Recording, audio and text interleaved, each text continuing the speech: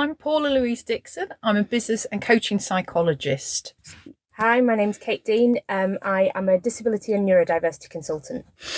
I am Suzie Bogle. I run a company called Breathing Space HR, and we're all about human resources.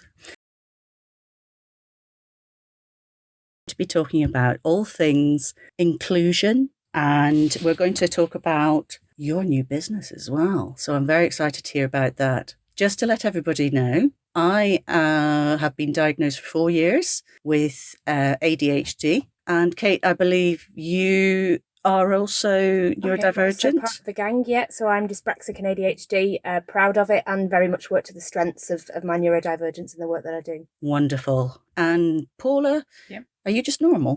Definitely not. I identify as neurodivergent as well. Yes, in terms of processing. So although I don't fit under a neat umbrella of, say, ADHD, I think you and I have identified through coaching and working together. I certainly have some of the traits that enable, in your words, me to keep up. So mine's a processing difference, actually. Almost that kind of needing to hold the information, process it, which is quite interesting given you said I can keep up. Yes. So it's an interesting one, that one. But yeah, it's a slight processing difference. So I am part of the gang as well. Bring me back to where I was. Yeah. And I find that very useful. So, very, very free flow. But I think the first thing that you guys need to tell me about is what are you doing together? What's this business thing? So we have a new collaboration. It's all felt very serendipitous, the way that it's happened over the last year, 18 months. I have my own business that I've been running for the last 5 years. So that is working with organisations to help them become more inclusive, but focusing on disability inclusion. But I mainly specialise in neurodiversity, mental health, and then all of the hidden disabilities, the unseen conditions, because there's still an awful lot we need to know and understand about that in the workplace. Yeah.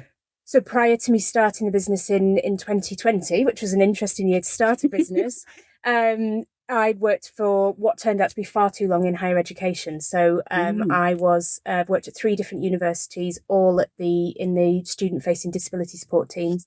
I've kind of done every job and ended up being head of disability at Leeds Beckett.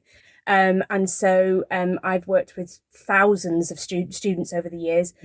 Mainly neurodivergent students, albeit we didn't use that language at that point. It's only as the neurodiversity movement's gained traction over the past few years, we've started to use much more kind of accepting language and neuro-affirming language. But also within my head of role was very much a kind of strategic role to look at trying to make the university more inclusive. And actually, we've made some really good strides forward. There's some, good kind of practice that's, replicated across the sector, but it was definitely time to emerge into the sunlight and do something different.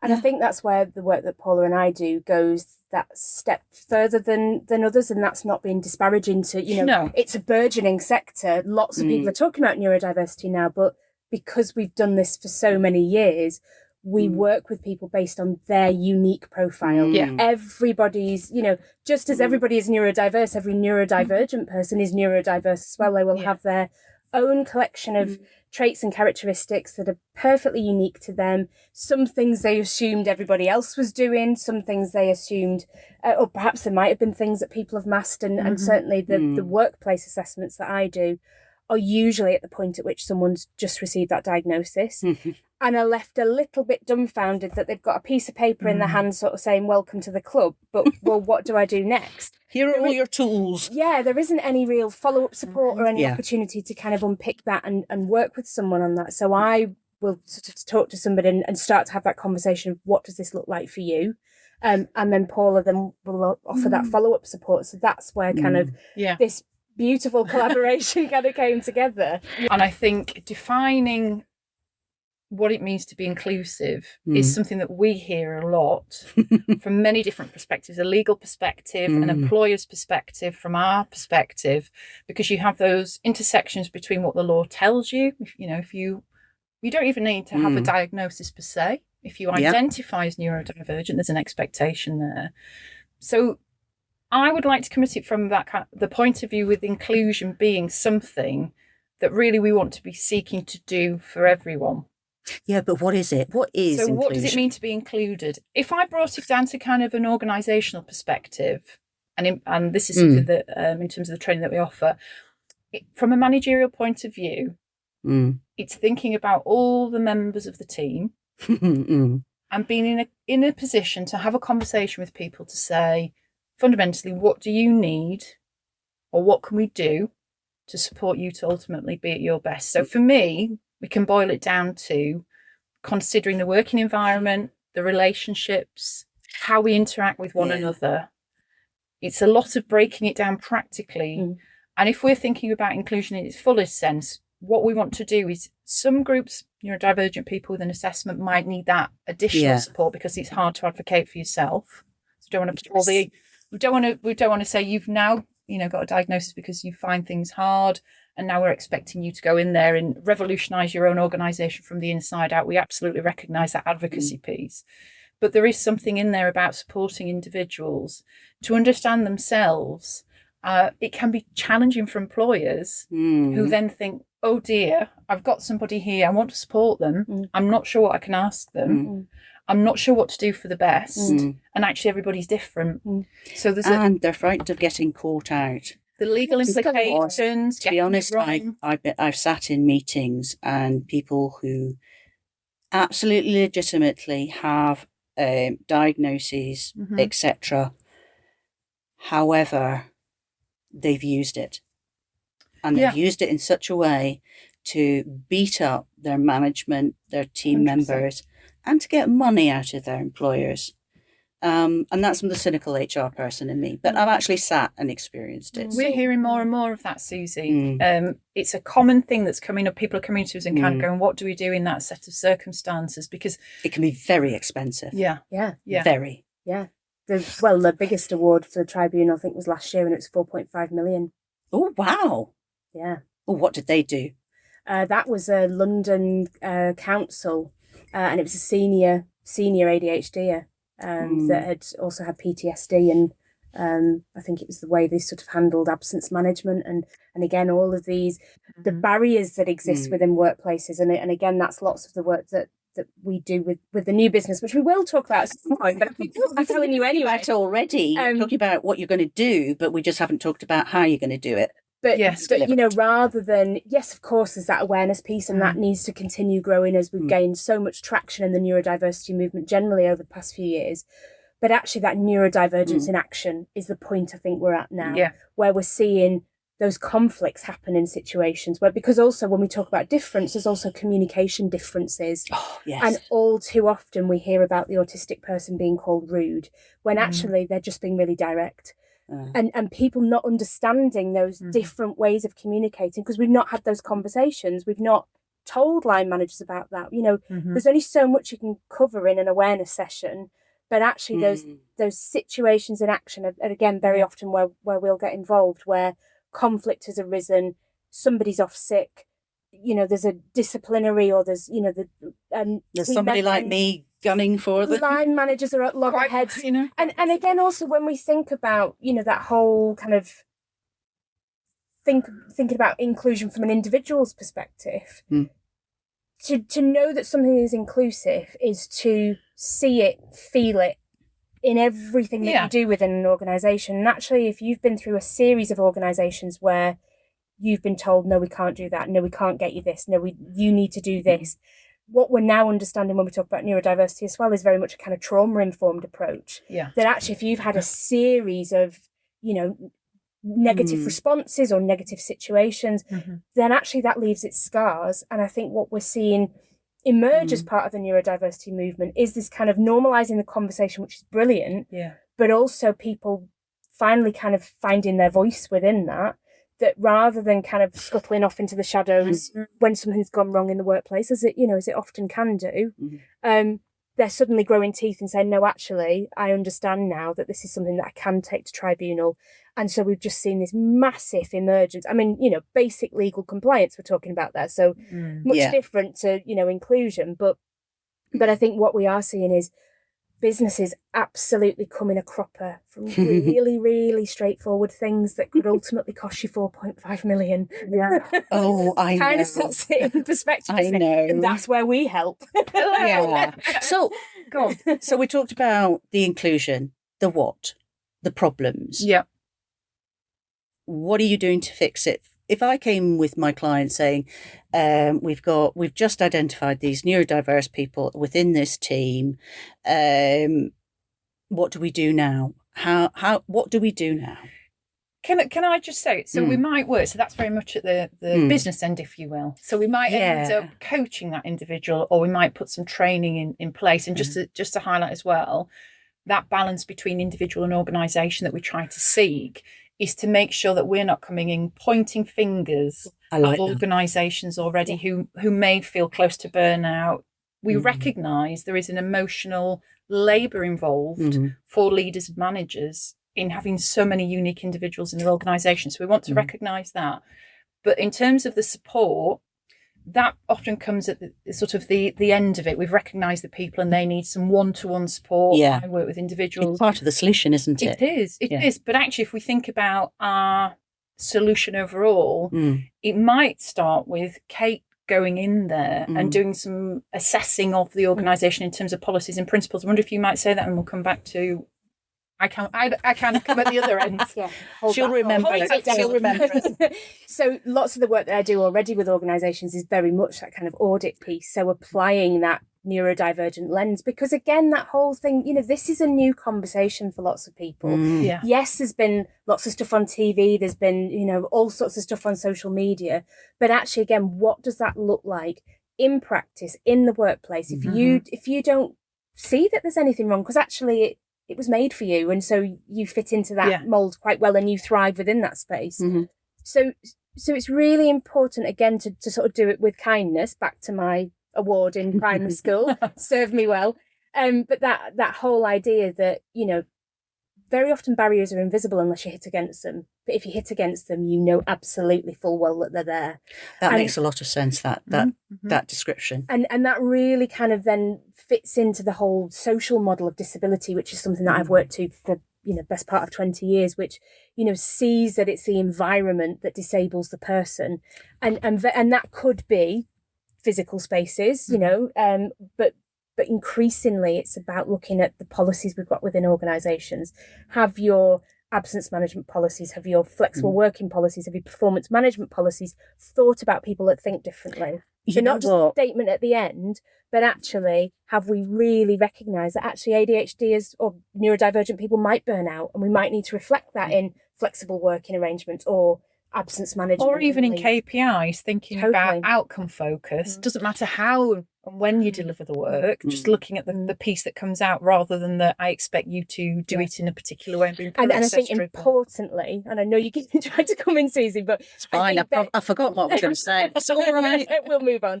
But very often people go, but we can't be lowering the bar, can we? This is not about lowering the bar, it's about levelling the playing field, because it wasn't a level playing field to start off with. Yes. We've got people that have been working at a disadvantage inadvertently, but people trying to kind of keep pace with something that didn't kind of start with them in mind to start off with. So back to that idea of inclusion. Yeah. Inclusion is about making sure that everybody within your organisation, you've considered their perspective. And recognising difference, isn't it? And totally. It's a bit like with the coaching. This is about recognising that if somebody goes through that coaching process, they're not going to be fixed. So you can't send them off for a programme with myself, and then they're going to come back and do the same workload as your neurotypical person. It's about recognising. I think the other part of the neurodivergent profile is often recognising neurotypical people tend to be generalists, a skill set with strengths and challenges as well. But typically what you see with a neurodivergent person, you might see heightened strengths that really, one or two areas, and much more of a specialist profile. So from a practical point of view, when we get down to looking at people's job roles, can we change the job? Can we engage in a bit of job role crafting where you're actually saying for that individual, these are the things you're brilliant at? And can we actually even give some of those other duties or aspects of your role to somebody else? And to help people get into that mindset, because sometimes that triggers a fairness in the wider team. You know, this person's having special treatment, this isn't fair. Yeah. For us as a kind of consultancy, it's really important that we're looking at all the kind of systemic levels. Yes. We're not going, you as the individual have got responsibility, we're going to fix you, or you and the leader. Or deal with that person in isolation to the whole team. Yeah. Othering. Yeah. Off you go over there. This is a thing over there. What we want to look at is holistically getting that healthy tension between working for the individual and what they need, but helping the organisation, so that actually these kind of conversations become normal. Hopefully, as a result, people are able to advocate for themselves a little bit more. But maybe you've seen less of the kind of biting part that Kate said, where, you know, people are so frustrated they explode or they leave, or you have burnout or all that kind of stuff.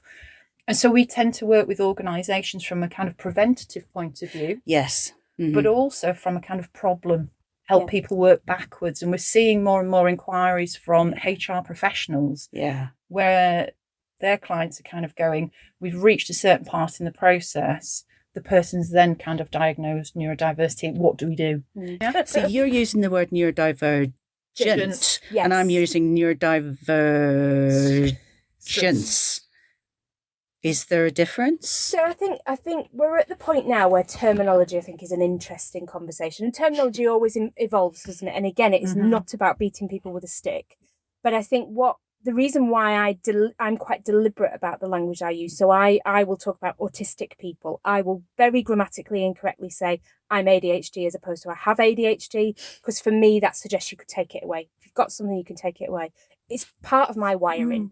I mean, you know, the whole like attention deficit hyperactivity disorder is desperately in need of a rebrand anyway. Creating the conditions for that kind of psychoeducation piece. What do you need to know?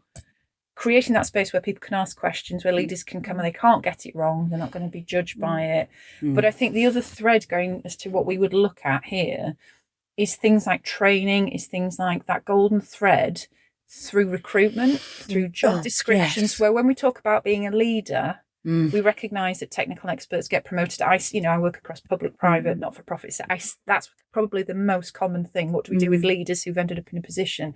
So it's actually the various touch points to solve, you know, back to the point about inclusion.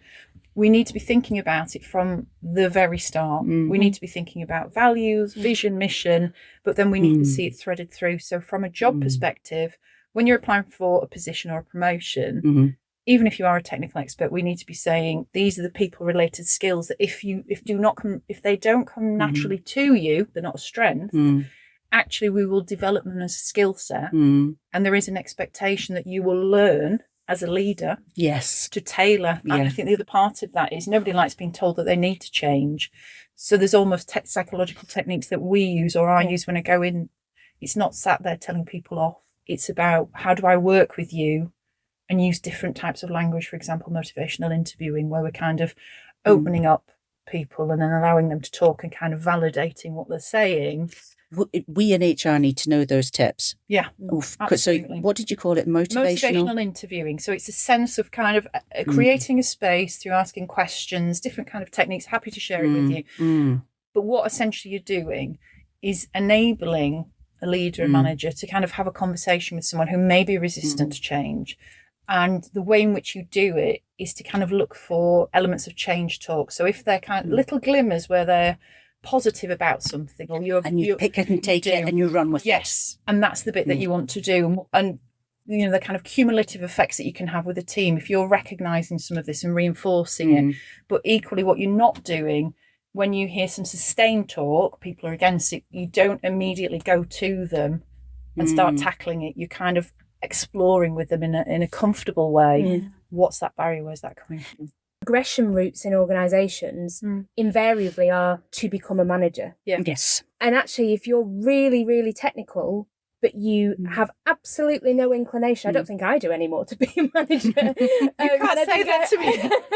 And I think I do naturally have that skill set, but it's hard, and particularly if you have another job to do as well as managing a team.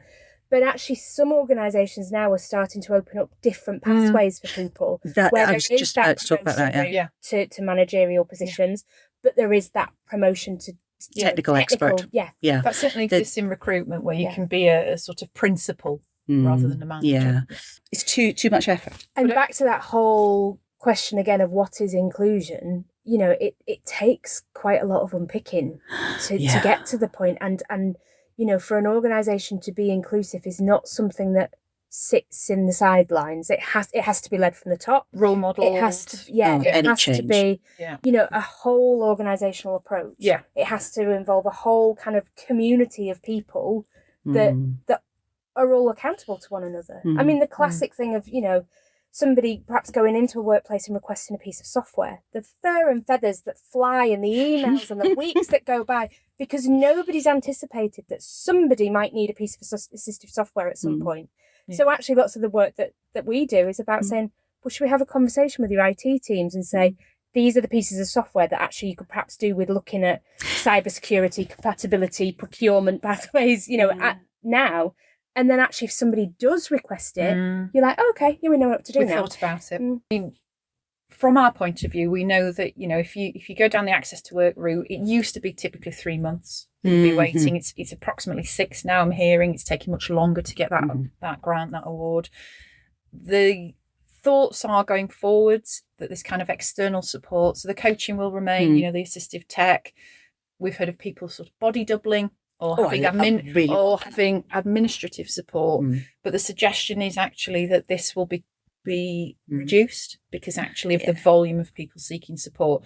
So I believe going forwards there'll be much more of an emphasis on organisations trying to resolve some of this internally. So again, to our point about, us being the solution for them, actually if we can equip some of the the internal policies, procedures, leadership, that kind of thing, with what are the practical things. And just to add as well, I suppose the offshoot of what we're looking at within our consultancy will be a technological solution as well that we're looking to develop. Yes, so your new business is called Think ND. It is. And you said technical. We did. So tell me, Think ND, you're going to come in and you're going to help businesses to support them, to make them inclusive. Yes. In a nutshell, working at every level of the business. So at an organisational systemic level, so looking at where the barriers exist, working with whoever we need to within the organisation holistically to implement solutions. So that might be IT teams, because also you've got with access to work, it's great in that the money's there, but essentially it's still a piece of paper that nobody knows what to do with. And then when that becomes a tussle between HR teams and IT teams and this and that, and the individual is left there going, I'm in my probationary period and I'm working at a disadvantage because I don't have the tools that I need to do the job successfully. I'd extend the probation though. Again, for so many neurodivergent people, the adjustments that I recommend, or the strategies that I recommend, or the work that Paula does with, co-coaching managers and individuals, they're usually low cost, no cost. If we're not talking about thousands of pounds, but we're saying, why don't you have a conversation to spark some stimulation in someone and then say, right, off you go and do it. Because then hyperfocus can kick in. That's certainly, one of the ways to get the best out of me, not leave it a week and then expect me to find that motivation starts, and then that's never going to happen. But so working with organisations at that, high level, not just to identify where the barriers are, but actually to implement the solutions as well. Yeah. And that's my favourite bit. But then working at the leadership managerial level of how do we get leaders to know why these things are important, not just you need to do this. Yeah. But then at that individual level as well. What benefit are you going to get out of this? Yeah. And the recognition, going to personal interest, I find is very useful. Yeah. Because I think one of the things to say is a lot of leaders, they might be overstretched, but if we can demystify it and simplify, actually we're not asking you to do something that's massive. Actually, some of these practical things that you're probably already doing, and almost giving people confidence to have those conversations in the first place can be very, very powerful in doing that. And I do think in terms of the balance overall, you see much more emphasis on coaching the individual, taking them over, rather than a kind of holistic organisational approach. So we would look for top-down support. We want that advocacy from the top level. And I think probably inverting the triangle that probably exists at the moment. So at the moment, the vast majority of work, there's probably a psychological term for this, but, at the moment, the vast majority of work is done with the individual. Yeah. Actually, what we want to do is the vast majority of work is done with the organisation, because then actually you reduce the amount of work that has to be done with the individual because you've thought about it. What does that actually look like, though? So I get the practice, but then you're putting my immediate thought is you've just changed well, the onus would be on the individual to change to meet the organisation. But what you're saying is that the organisation should be flexible enough to change for the individual? Not an individual, the workforce. All individuals. So actually just starting to think about some things in a different way, and whatever your kind of frame of reference was previously, maybe just push that out slightly to think about those things that perhaps you haven't thought about before. The KPI element, Yeah. the working hours element. You must come back to the office. Yes, the environmental element. At It's about bringing some of that to the fore, isn't it? And but I think it's always done in that kind of supportive environment where you don't feel like you're going it alone. And I think from a kind of litigation point of view, having that support in that way, those conversations, having sought out people who know about this can support the individual if they were to find themselves, in terms of ruling and decisions. Actually, if you've invested a little bit of thought up front, that will support you later on. So we would work at the problem end, but also at the supportive end. Yeah. But it's so much easier if you're kind of going in, to give somebody an audit of this is, and you can choose. Ultimately, you don't have to go at it all. So, thank you so much for your words today. A pleasure. There's I don't know a number of words. If you transcribe it, there's probably a thesis there at least, isn't there? Yeah. How can people get in touch with you and Think ND? Great question. To get some help. Yeah. So you can find us on LinkedIn. Cool. So I'm Paula Louise Dixon. You can absolutely reach out, connect. Oh, yes. All about being part of the community. I think that's the other bit. A personal passion is about sharing evidence-based knowledge. So it's not only about coming to us for services, it's about being part of a movement, of a connection. And our email address is info@thinknd.co.uk. So nice, perfect. easy one. Yeah. Yes. Webpage will be on its way. Excellent. In due course. Yeah. I'm on LinkedIn too, Kate Dean, and then we've also got a Think ND Inclusive Solutions LinkedIn page as well. Wonderful. Anybody that wants to get in touch for an initial conversation. My favourite clients are the people that know they want to do something but have no idea where to start. We can help with that. Yeah. Whether it's an individual situation, whether it's something bigger, whether any of that, part of the work that we do is about exploring where clients are up to and bespoke solutions. Absolutely. Because again, there isn't one size that fits all. Yeah, absolutely. Well, thank you so much. It's been absolutely enlightening to me to hear about this and actually to really engage with inclusion, because I am, I'm a cynical HR person. I've been beaten up, pushed around, emotionally abused just because I'm in HR. But you've tied two very strong factors for me together. Simply being good and kind, following good management process, and just thinking.